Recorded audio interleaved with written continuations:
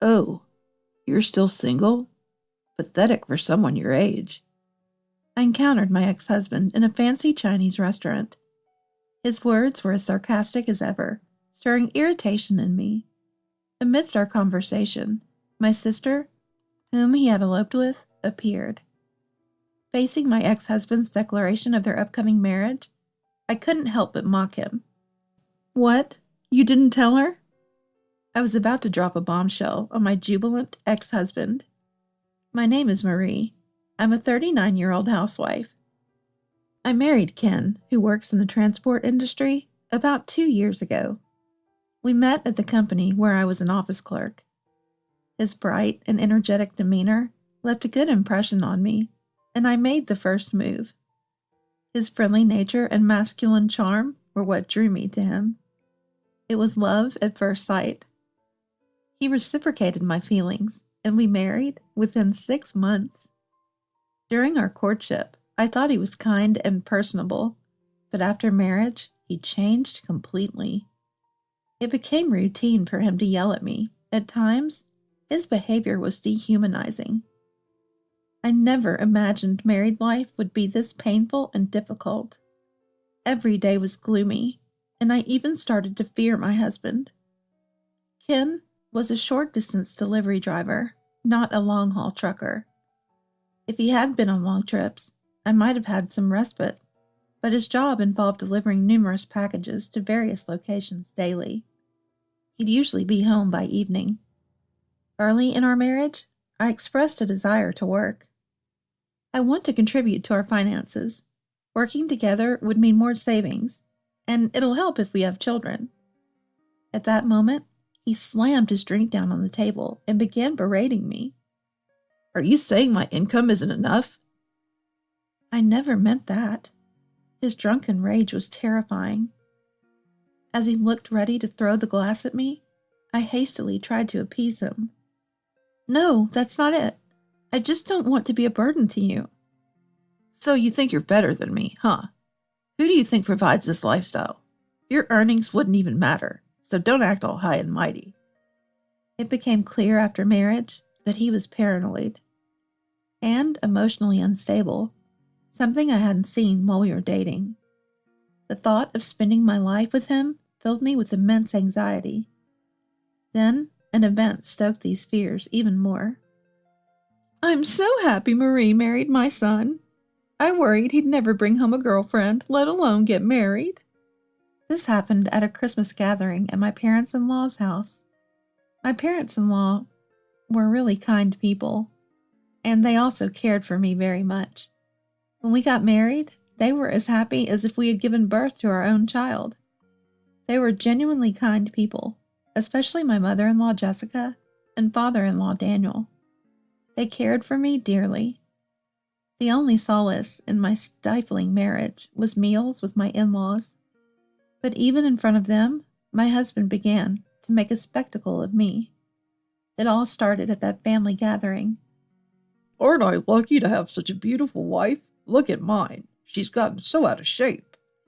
A relative joked about his wife, who playfully retorted while pinching his belly, lightening the mood. Then my husband chimed in. What are you talking about? Marie's figure is so bad, she barely looks like a woman. Your wife is way more elegant and attractive. His unexpected and revealing remarks left me speechless. Though the male relatives told him to stop, everyone else was laughing as if it were a great joke. The only one who seemed to sense something was wrong was my father-in-law. Marie, go to the kitchen. Help Jessica with the dinner preparations there. Daniel said to me, visibly shaken. This gave me a chance to escape the scene, and I hurried to the kitchen with Jessica. Overwhelmed with grief, I broke into tears. Jessica consoled me like a mother. Daniel, on the other hand, scolded everyone for laughing and drinking, persuading them to apologize to me. Everyone apologized except for my drunken husband, who was defiant. A husband apologizing to his wife?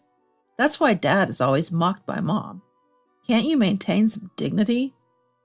This inexplicably led to a father-son argument. The gathering ended early, and from that day, the the relationship between Daniel and my husband deteriorated. My visits to my husband's family home became almost non-existent. From then on, my life was a living hell. Deprived of my only joy, I lost all hope and grew weaker day by day. I couldn't find the energy to do household chores, and my husband would scream at me whenever he remembered that day. "You must have said something to Dad and them.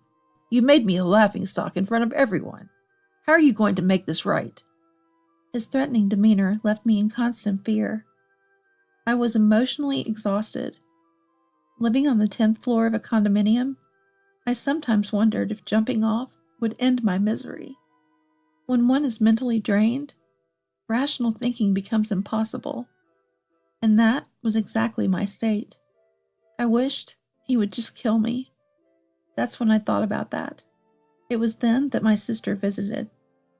"You haven't been in touch lately, so I got worried, Marie. You look terrible," said my sister Michelle, who is 3 years older than me and works nights.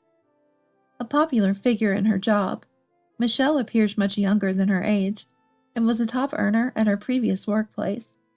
It was unusual for her to visit unannounced, so I asked her why. She was in the area to check on her new shop's construction and decided to stop by on her way back. "Trouble with your husband?" Michelle and I have always been close. She was overjoyed at my wedding, crying with happiness. "I just want to disappear." "What happened?" Seeing my sister, tears welled up in my eyes as I shared my suffering. The daily harassment from my husband, living in a tortuous prison, thinking about ending it all. Hearing all this, Michelle was furious and wanted to confront my husband immediately. But the thought of what would happen to me if she did was terrifying. I begged her through tears not to do it. Seeing my state, Michelle calmed down and started pondering a solution. After a moment of silence, an idea seemed to strike her. She whispered something in my ear with a bright expression. Shocked, I asked her if she was serious. "Can you really do that?" "Who do you think I am?" She was brimming with confidence. Though it seemed like something Michelle could do, the risk, if it were discovered, made me anxious. "Don't you want to break free from here?" Seeing my hesitation, Michelle became serious, ultimately leaving the decision up to me. Hearing her words, I made up my mind and agreed to her plan. I decided to go along with my sister's plan. From that day, she started visiting daily. "People who harass others usually want to look good in public. If I'm here, he can't do anything strange to you." And so, for several months, until her shop was ready, my sister stopped by every day. At first, my husband seemed uneasy, but he gradually warmed up to her as they drank together daily. My sister would get him drunk and stay until he fell asleep. "Since you're always here for a fun drink, why not stay over once in a while?" my now fond husband suggested. When she tried to leave, he'd act childishly, refusing to let her go, a side of him I'd never seen. But she always declined. "I'll come again tomorrow," she'd say with a graceful face. For my husband, these moments with my sister were like a dream. He was completely charmed by her, paying no attention to me anymore. Then, when my sister's shop was about to reopen, a crisis occurred. "I'm divorcing you," my husband suddenly declared.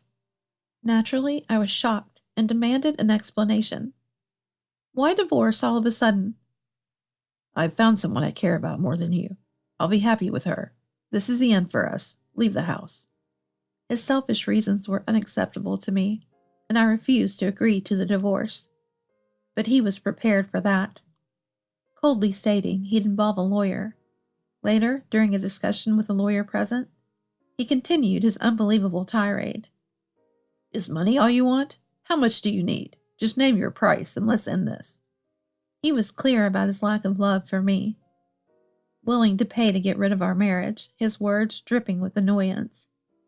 The lawyer, seemingly uncomfortable, showed me documents about standard settlements, looking at me with concern. "So you have no love left for me. I guess your heart is with—" Realizing who he had in mind, I hung my head. Understanding resistance was futile, and accepting the divorce terms. Fine, I'll ask for $30,000. It was a sum usually not granted without infidelity. But he didn't hesitate, likely thinking he could easily earn it back. He rejoiced at the thought of an uncomplicated divorce, unaware of the true situation. I watched him with a meaningful, cunning smile. The divorce proceedings moved forward without him ever realizing my true feelings. However, my agreement to the divorce was strongly opposed by his parents. When I went to inform them, they scolded him and defended me. "What are you thinking?" "That's right. Marie has been so devoted to our family, and now you want a divorce? To leave for someone you like is utterly childish." Jessica tearfully tried to convince him, while Daniel, red-faced and agitated, reprimanded him. But to him, their words seemed only a nuisance. He picked his ear and frowned in annoyance. "What does it matter if Marie agrees to it?" "That's only because you pushed her into it with a lawyer." It was clear they didn't want the divorce. They truly cared for me like their own child, and the thought of us parting saddened them. Their pleas echoed my guilt for betraying them. I loved them too, and wished I could have remained their daughter. If my husband hadn't turned out this way, perhaps I could have had a happy life with them. Regret was all I felt, and tears involuntarily spilled from my eyes. "Really, they're so annoying. I'm done with you, Marie. I'm going to marry someone important and be happy. No more complaints." My husband, infuriated by my parents-in-law's words, began to shout and defy them. Of course, they would never approve of such a marriage, and my husband was told off on the spot. Thus, he left his parents' home and eloped with the woman he loved, finalizing our divorce. Half a year later, I was at a fancy Chinese restaurant, enjoying a meal with my parents when it happened. "Isn't that Marie?" It was my ex-husband who called out to me. As I stepped out to make a phone call, "It's been a while. You're still alive, huh?" His usual condescending tone distorted my face involuntarily. I must have been glaring at him with a furrowed brow. "What's with that face? If you have something to say, say it." Even in public, he looked down on me with a cold stare, though he didn't yell. I turned my face away, holding back my anger. "You can't even stand up for yourself. But you've gotten bolder, huh? Have you found a boyfriend or two since then?" My provocative attitude seemed funny to him, and he laughed mockingly. This insensitivity was something I came to know only after marrying him. I hated myself for not realizing it sooner. "It doesn't matter to you anymore." Even though I didn't answer, he presumptuously decided I had no lover, taunting me continuously. He let out a mocking laugh as he continued to provoke me. "Oh, still single. Pitiful for someone your age." He leaned in, looking triumphant, about to mock me further when, "Oh, Ken and Marie, I didn't expect to find you here." My sister entered the restaurant and called out to us. "Michelle, perfect timing. I was just about to tell Marie." My ex-husband's face lit up vulgarly as he put his arm around my sister. I watched calmly, giving him a chilly look. "I was going to tell you that Michelle and I are getting married." He pulled my sister closer, beaming proudly. I had easily guessed the reason for my divorce was his actions towards my sister. Instead of feeling hurt, I looked at them emotionlessly. "Sorry, I'm the one getting happy here. But hey, you're not bad looking. Maybe you'll find someone. I'm off to build a happy home with my girlfriend." He was about to continue when, "Sorry, Ken, I can't marry you." My sister gently brushed off his hand and spoke cheerfully. Confused, he stared at her, not understanding the situation. "Actually, I never had any feelings for you." "Wait, what do you mean?" He couldn't grasp what was happening. I mockingly echoed in feigned surprise. "Oh, you didn't know?" What do you mean, didn't know? Michelle seducing you was all a scheme between Michelle and me, all to get you to divorce me. I walked beside my sister, and we exchanged smiles, looking at each other. My ex-husband looked on, unable to comprehend, clearly confused. Play acting? Huh? Thanks to Michelle's seduction, I got a good amount of compensation from you and a divorce. I am truly grateful. During the divorce, I obviously got half of our assets, which meant $30,000 plus $25,000 of our savings came to me. Refusing the divorce that day was all part of the act, a scheme orchestrated by Michelle to get money from him. Michelle told me to make sure I got all the money I could from you. I desperately wanted the divorce, but agreeing too quickly might have aroused suspicion, so I played along. There's no way Michelle would say such a thing. My ex-husband couldn't accept the truth and kept denying my words. I tilted my head, feigning confusion. Michelle is going to marry me. She wouldn't say such terrible things.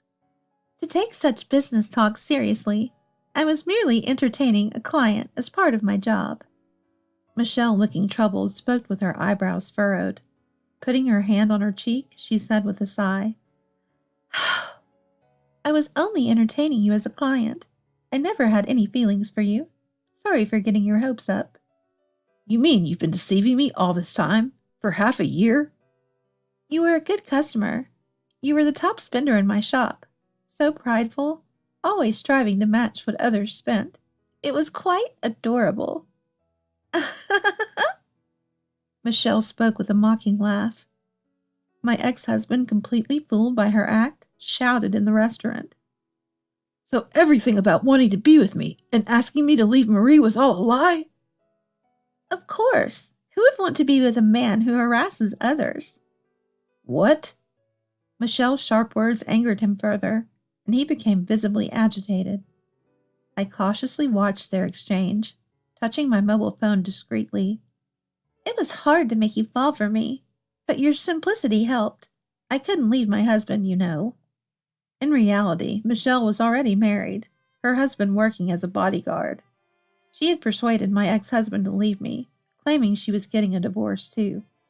For my ex-husband, who had little experience with romance, her pursuit was a delight. A sense of superiority in stealing her from someone else. So all that about taking time with the divorce was... Of course, a lie. My husband and I are perfectly happy. At that moment, a man appeared from behind, approaching with a smile. Nice to meet you. My wife has told me a lot about you. Incredible. This is my husband, Steve. I invited you here today to introduce you. Michelle, arm in arm with her husband, Steve, smiled brightly, showing off their happiness to my ex-husband. He turned pale, his face a mix of anger and sadness. It's a shame you wasted half a year. Disowned by your family, and now with nowhere to go? Really pitiful. As I whispered these words, my ex-husband, overwhelmed, reached out to grab my collar in frustration. But Steve skillfully stopped him, treating him like a child. What do you know about my feelings? This year I spent pursuing her. Do you understand that? I don't want to understand. You dare to talk high and mighty after playing with people's lives? Do you know how much pain you caused me? I raised my voice, letting my tears and pent-up emotions flow, confronting him with all my suppressed feelings. Being ridiculed in front of relatives, your attitude towards Jessica and the others. I will never forgive all the things you did during our marriage. You deserve to see hell. Turning around, I called out for someone to come. Then my ex-husband's parents, my parents, and even his relatives appeared from the room behind. Let's show them your true self and how pitiful you really are. While he looked puzzled, I played the voice recorder I got from my sister, playing his cringeworthy sweet talk to her. Are you really going to leave Marie? Of course. I don't need someone who's only good for housework. I prefer someone with an adult and attractive figure like you, Michelle. His voice dripping with smugness as he hit on my sister was cringe-inducing. Despite the discomfort, I continued playing the recording. exposing my ex-husband in front of our relatives. But you liked Marie, didn't you? No way. A woman who's only good as a housemaid? I never really liked her. I married her just to boost my own status. No real feelings involved. The relatives showed their disgust at my husband's words. He began to rage, demanding to stop the recording. But Steve, strong and determined, held him back, even as he shouted in protest. She was always obedient to me, just a little threat, and she'd comply, more of a servant than a wife. I have no attachment or regrets about her. Hearing this evidence of his harassment, my in-laws distorted their faces in anger, and everyone unanimously condemned him. He was completely alienated, criticized by everyone. You're a disgrace to our family. How could you say such things about your own wife?